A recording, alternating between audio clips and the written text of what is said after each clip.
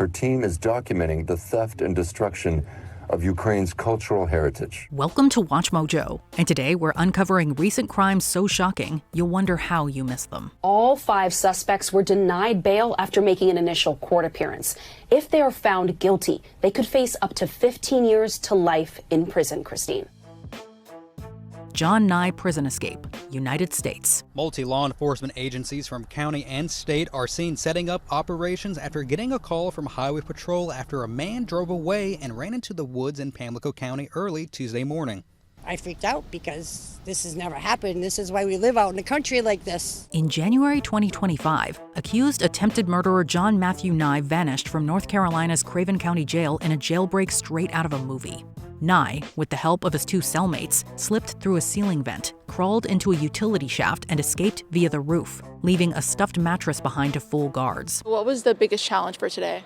Yeah, so today we've been out here searching. We've had folks on the ground, drones in the air, helicopters in the air, fixed aircraft in the air, just, searching for a suspect in the car chase this morning. Authorities didn't notice for hours, giving Nigh a crucial head start. A $7,000 reward and multi-agency manhunt followed, ending 16 days later when he was found hiding at his fiance's home in Pamlico County. For most of the country, though, the story barely made a blip. It was the Pamlico County Sheriff's Office who took Nigh into custody. Pamlico County Sheriff Chris Davis even took a selfie with Nigh, posting it to his social media, as you can see here. He clarified during today's press conference that the long conversation he had with Nigh was Nigh wanting everyone to know that he was safe. Grenoble attack, France. The investigation will be launched and justice will be done. All resources will be mobilized to find the perpetrator or perpetrators, as the case may be, of these acts. What felt like a scene from a war zone erupted in Grenoble's Olympic Village in February of 2025. A man entered a packed bar at around 8:15 p.m., armed with a weapon he never fired, and lobbed a hand grenade inside. The attack happened on Wednesday at 8 p.m. in Grenoble's Olympic Village neighborhood, built when the city hosted the 1968 Winter Olympics. Windows exploded outward, glass rained down, and 15 people were wounded, 6 having sustained critical injuries. Locals were left bleeding and terrified. We can rule out a purely terrorist attack, as there is nothing to suggest that this is linked to terrorism. Otherwise, as it was an act of extreme violence, it could be linked to a settling of scores in one way or another. But for the moment, it's far too early to say what the motives were. Authorities insisted it wasn't terrorism, with Grenoble Mayor Éric Piolle calling it a, quote, criminal act of extraordinary violence. The bizarre choice of weapon and the abrupt disappearance of the perpetrator left residents disturbed, unsettled, and bearing more questions than answers about the motive behind the attack. Grenoble has grown wearily used to stories of violence in the last few years. Drug trafficking orchestrated by criminal gangs is on the rise. According to France's Interior Ministry, roughly 50 shootings took place last year, and more than half were linked to drug trafficking. Jaffar Express hijacking, Pakistan.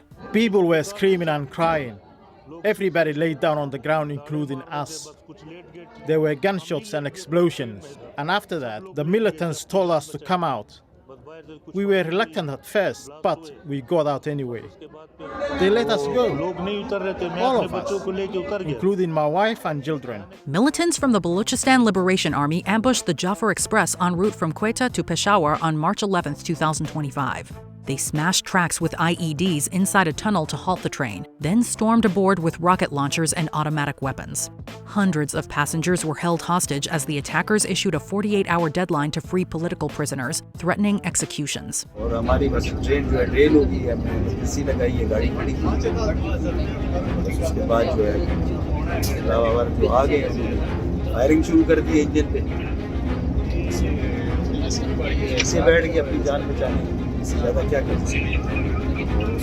The Pakistan Armed Forces subsequently launched Operation Green Bolan, deploying elite commandos who took the lives of 33 insurgents, rescued about 354 hostages, and suffered substantial casualties. Over 30 dead, including civilians and security personnel, with dozens more injured.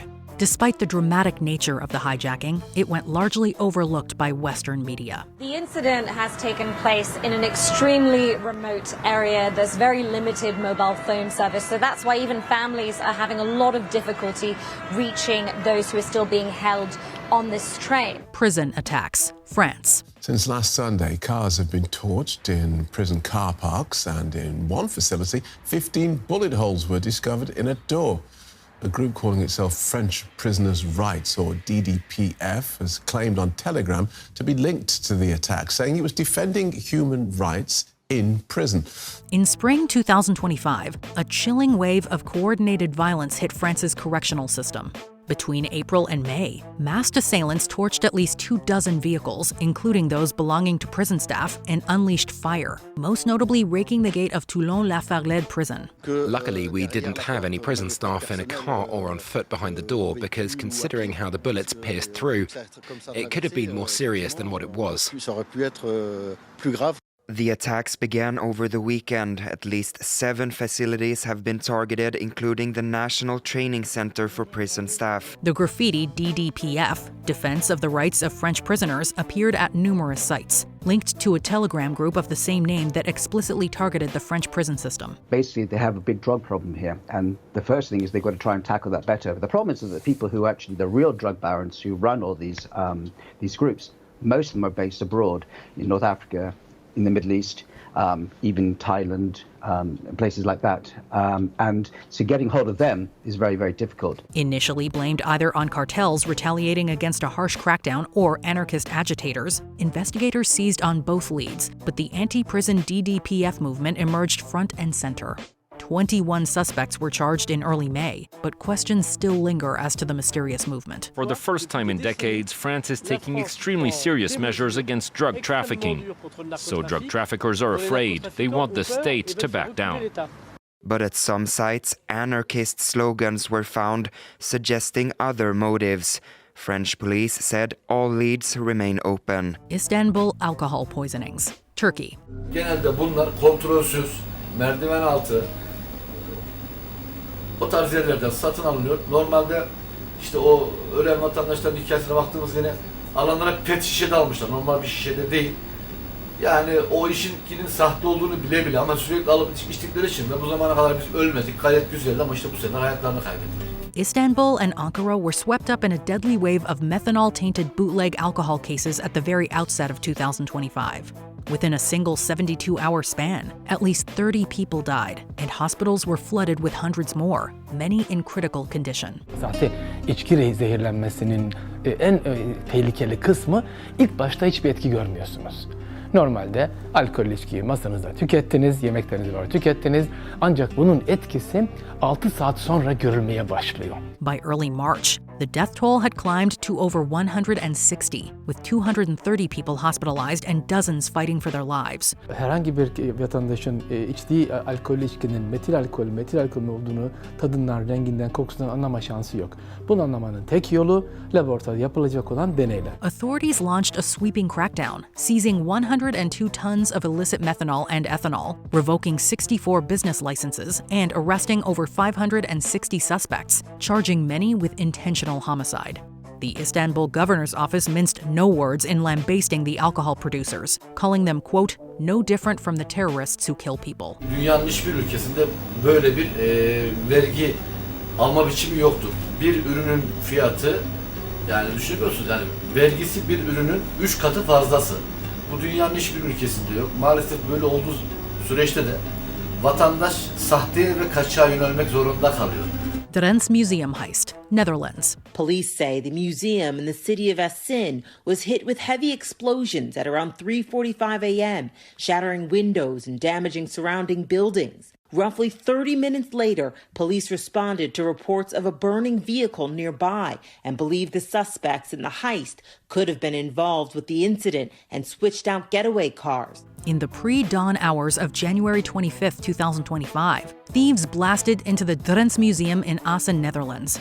The assailants smashed through with a homemade explosive device and a sledgehammer to steal a 2,500-year-old golden helmet of Kotofaneshti and 3 Dacian gold bracelets, valued collectively at around €6 million.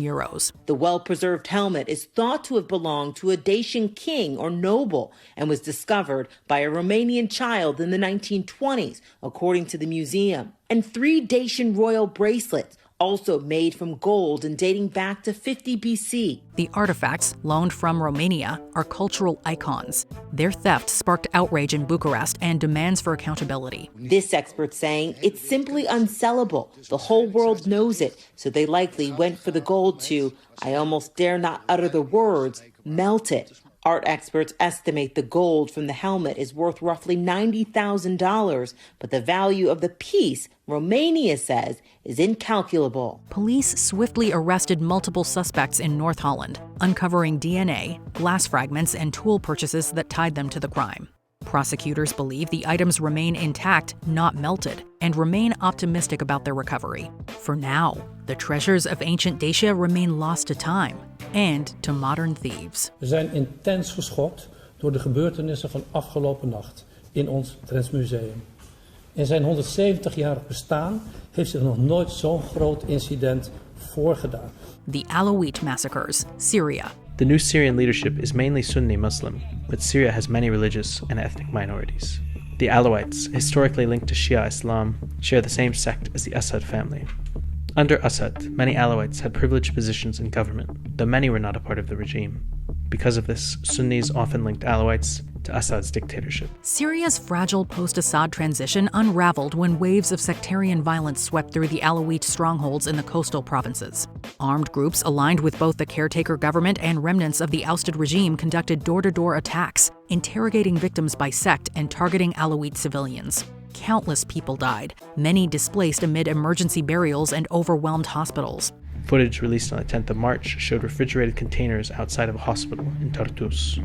The person who filmed it said hospital fridges were no longer sufficient for the body. A UN commission later flagged the attacks as likely war crimes, documenting torture, extrajudicial killings, and mass graves.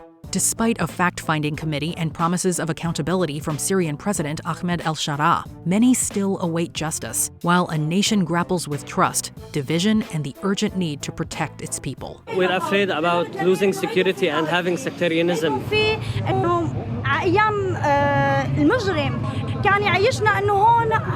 During the era of the criminal, we used to live in a classist way.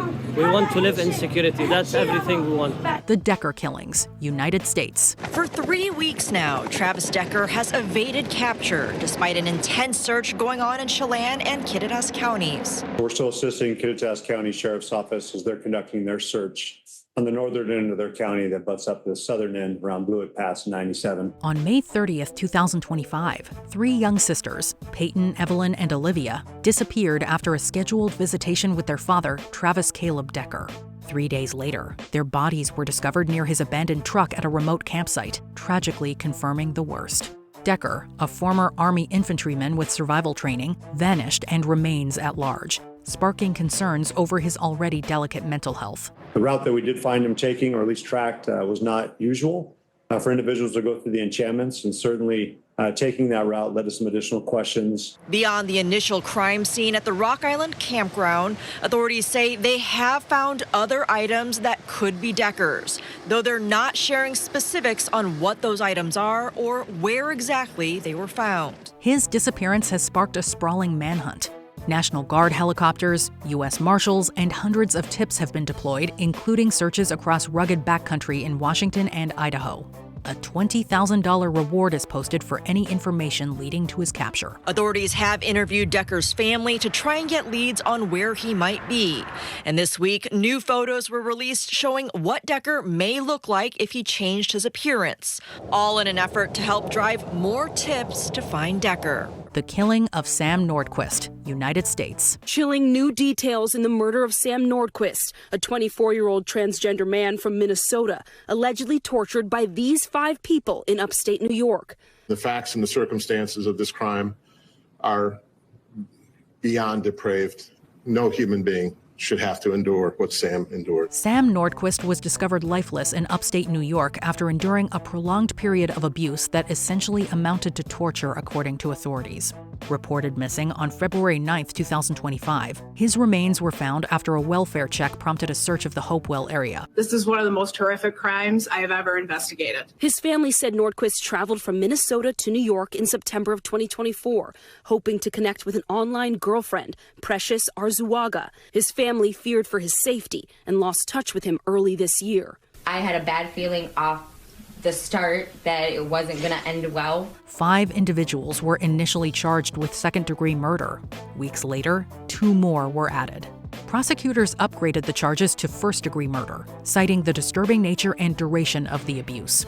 The case sent shockwaves through LGBTQIA+ communities, with advocates demanding thorough scrutiny into whether anti-trans hatred played a role. Vigils were held, and the call for justice remains loud and unrelenting. Rest in power, Sam Nordquist. We seek justice and face this enormous grief together.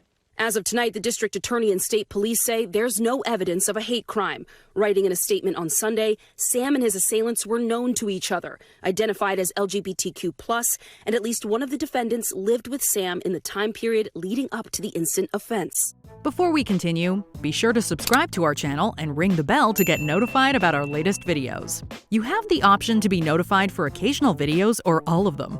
If you're on your phone, make sure you go into your settings and switch on notifications.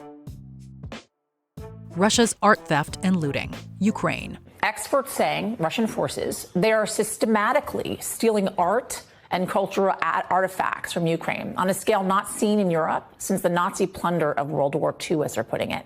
The theft includes jewelry dating to the 4th century BC, ancient coins, thousands of paintings from museums, and private collections as well. Since early 2022, occupying Russian forces have orchestrated a massive cultural theft, looting tens of thousands of Ukrainian heritage pieces, from ancient Scythian gold and museum archives to modern masterpieces. In Mariupol alone, over 2,000 works vanished.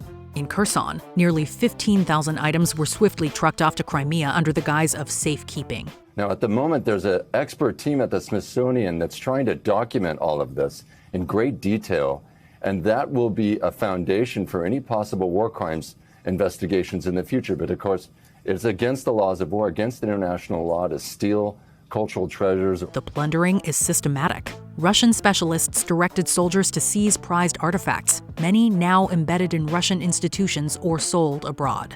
Experts condemn it as nothing less than cultural war, a deliberate campaign to erase Ukraine's identity and rewrite history itself. Attempts at restitution are underway, but these wounds cut deep.